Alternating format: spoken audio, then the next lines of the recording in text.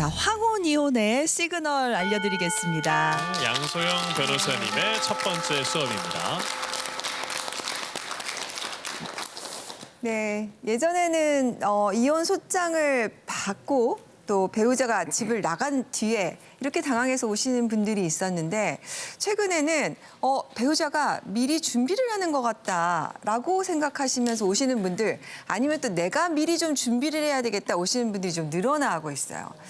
이게 혼인기간이 오래된 분일수록 갑자기 배우자가 이렇게 이혼을 통보를 해오면 정말 세상이 무너지는 것 같은 느낌이 들면서 당황하실 텐데요. 그래서 오늘 여러 가지 신호 어떻게 대비해야 될지 알려드리도록 하겠습니다. 네. 자, 첫 번째 황혼이혼 시그널은요. 대화 단절입니다.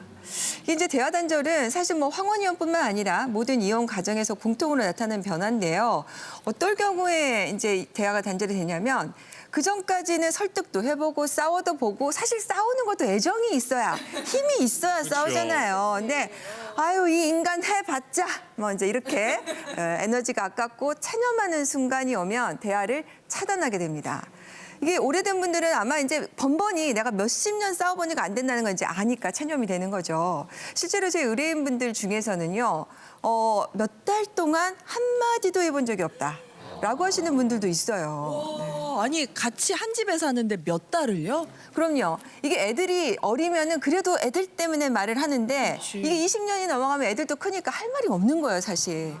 그래서 대화조차 싫어서 포스트잇으로 이렇게 냉장고에 붙여놓는, 식탁에 붙여놓고 침실에 붙여놓는 분들도 봤습니다. 아니 그 포스트잇으로 적는 것보다는 말하는 게 빠르지 않나요? 그러게요. 근데 이제 정말 한마디도 하고 싶지 않은 거죠.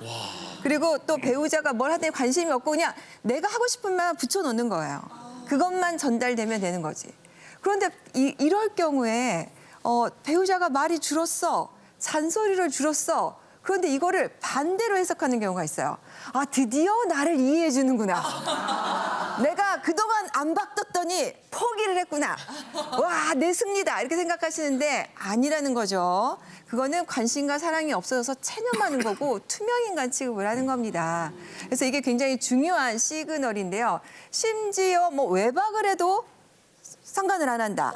이건 정말 심각한 준비 단계에 들어갔다라고 시그널로 받아들이셔야 되는 거죠. 요건 심각한 거구나. 그럼요. 자, 두 번째 중요한 시그널입니다. 경제적으로 성급기. 이게 이제 부부라는 거는 경제 공동체잖아요. 근데 이걸 선을 긋기 시작한다. 생활비를 줄이면서 여기에 대해서 아까워한다. 이건 바로 이제 이혼에 대한 시그널입니다. 그래서 생활비를 안 주면 내가 안 주면은 좀 압박을 해서 이혼으로 나오지 않을까? 뭐 이렇게 생각하시는 분들도 있단 말이죠. 그런데 혼인 중에는 부부는 서로 부양을 해야 하는 법적인 의무가 있기 때문에 이걸 일방적으로 끊는 것은 혼인 파탄, 유책 사유에 해당돼서 나중에 여기에 대해서 책임을 지어야 되는 겁니다. 그래서 이렇게 아무런 합의도 없이 생활비 끊어버리면 이 부분은 이제 더 불리하게 되는 거죠. 네. 그러면은 이게 생활비 끊는 것도 신호고 또 네. 다른 신호는 뭐가 있을까요? 이게 이제 경제적인 경우에 조금 더 심각한 거로 나아가면요. 재산이 소리 없이 없어지는 겁니다. 심지어 우리 금고에 넣었던 애들 돌반지가 없어지는 경우도 있고요. 같이 들었던 적금을 몰래 해약을 하거나 그다음에 보험의 수익자를 변경을 해서 날 빼버리는 거예요. 내가 사망했을 때 받을 사람의 배우자에 빠지는 경우, 뭐 이런 경우도 있고요. 그다음에 갑자기 명의가 변경되어 있어서 친인척으로 바뀌어 있는 이렇게 서류 정리가 되어 있는 경우가 있습니다. 근데 이혼 소송을 시작도 안 했는데 미리 서류를 다 정리를 해버리는 거예요? 이렇게 이런 분들은 미리 알아야 됩니다.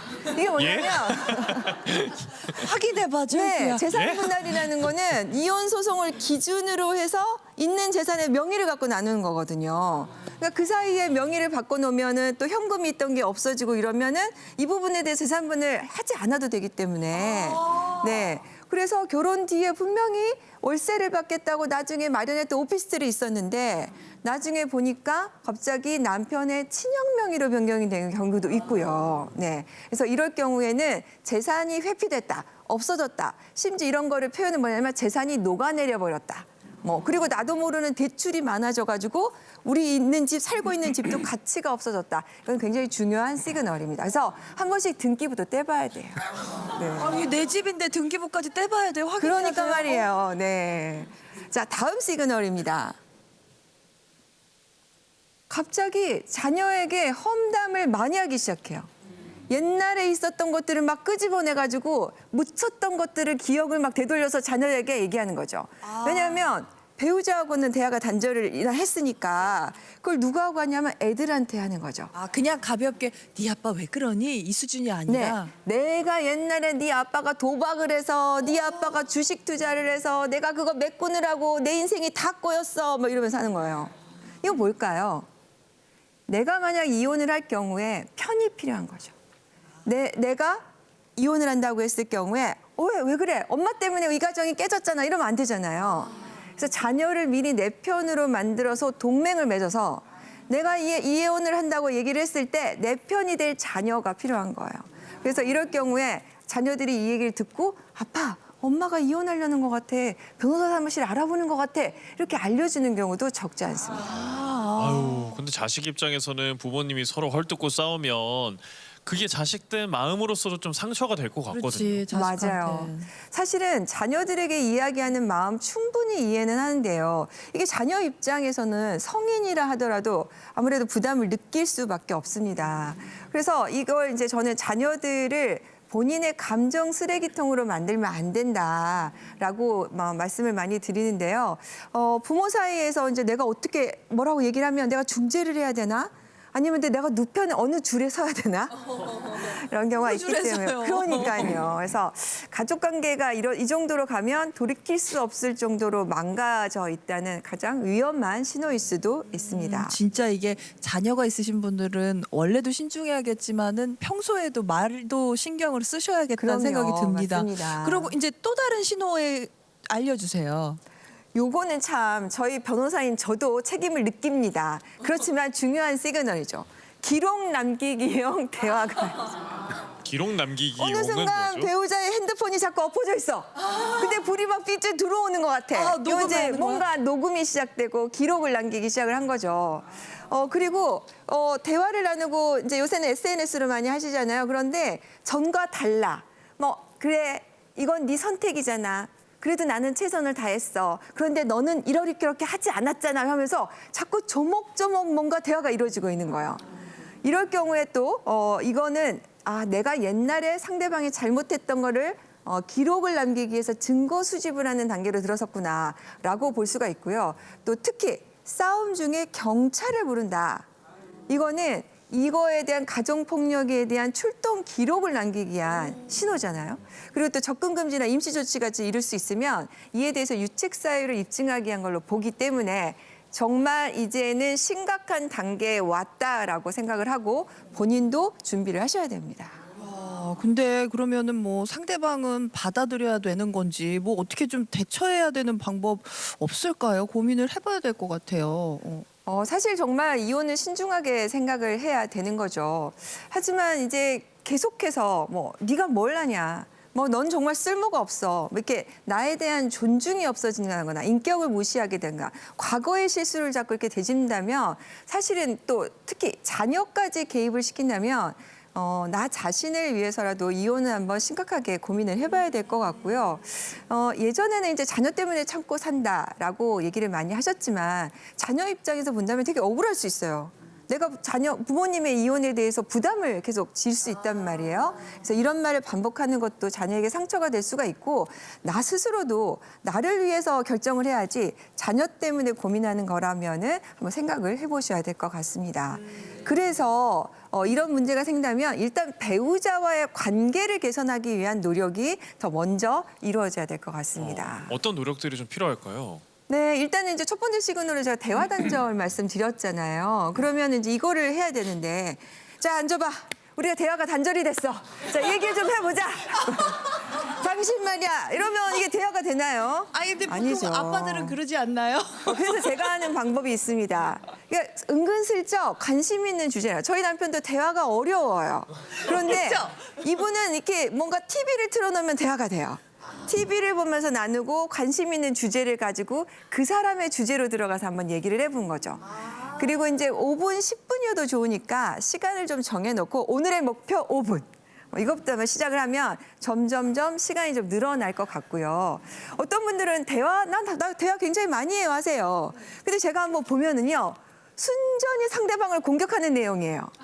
이건 대화가 아니에요. 그죠? 대화라는 거는 상대하고 얘기를 나누는 겁니다. 그래서 이런 시간을 좀 늘려보는 것이 좋을 것 같습니다. 두 번째는요. 저는 한 사람이 참는 관계는 이건 관계가 아니라고 생각을 해요. 그래서 내가 지금 불만이 있다면 이건 알려줘야 돼요. 상대방은 저희가 이혼 소송을 하면요. 이럴 경우가 많이 있어요. 나는 몰랐다. 당신이 그런 게 고민이었는지 정말 몰랐다. 근데 한 사람은 꾹꾹 참고 있다가 터지면 사실 상대방 입장에서 억울해요.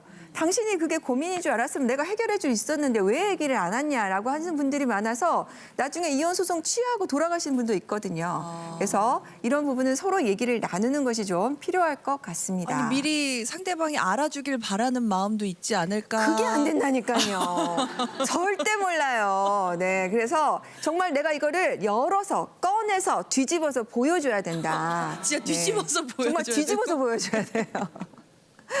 이거잖아라고 이제 얘기를 해야 되는 거죠. 하긴 정확하게 내가 이게 불편하고 힘들어 정확하게 짚어줘야겠네요. 네. 예. 그리고 정말 중요한 건요. 이렇게 얘기를 했을 때 미안해라고 해서 끝났다고 생각을 해요. 근데 백날 미안해만 20년 하고 있어요. 그건 미안한 게 아니에요. 정말 미안한 것은 그 미안하다는 걸 듣고 변화를 해야 되는 거죠. 그래서 당신이 그렇게 생각한다면 내가 요건 좀 요렇게 해볼게. 이걸 보여줘야 되는 겁니다.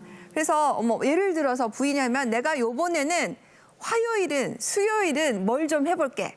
뭐 이렇게라도 조금씩 바꿔가는 것이 정말 필요할 것 같아요.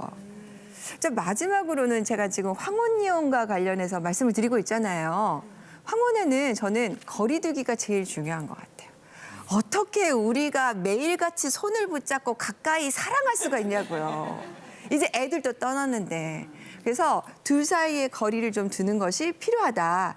나만의 시간, 그 사람만의 시간을 존중하는 것이 좀 필요하다라고 생각을 합니다. 그래서 이거 갖고 하소연하는 분들은요. 이혼 상담하러 오셨다가 저한테 많이 혼나서 돌아가세요.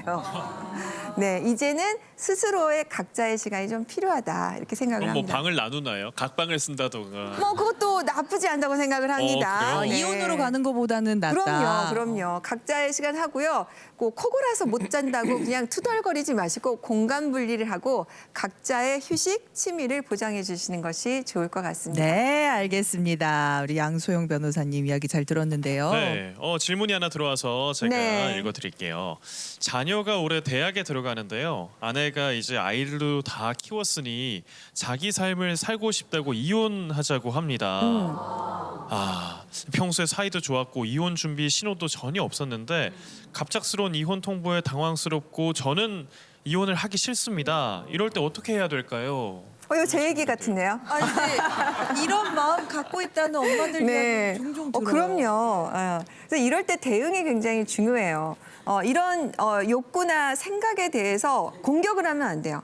감정적으로 대응을 하면 이건 정말 파탄으로 가는 겁니다.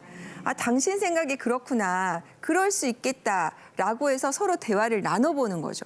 그렇게 한 다음에 그럼에도 불구하고 그 사람의 마음이 돌아서지 않으면 그 다음 단계로 둘이 같이 고민을 해보셨으면 좋을 것 같아요. 그리고 내 안에 이런 마음이 있다는 것도 상대하고 얘기를 나누면서 당신이 그런 생각 갖고 있어? 나도 좀 그런 부분이 있어. 그럼 우리 다음 나머지 넥스트는 어떻게 해볼까?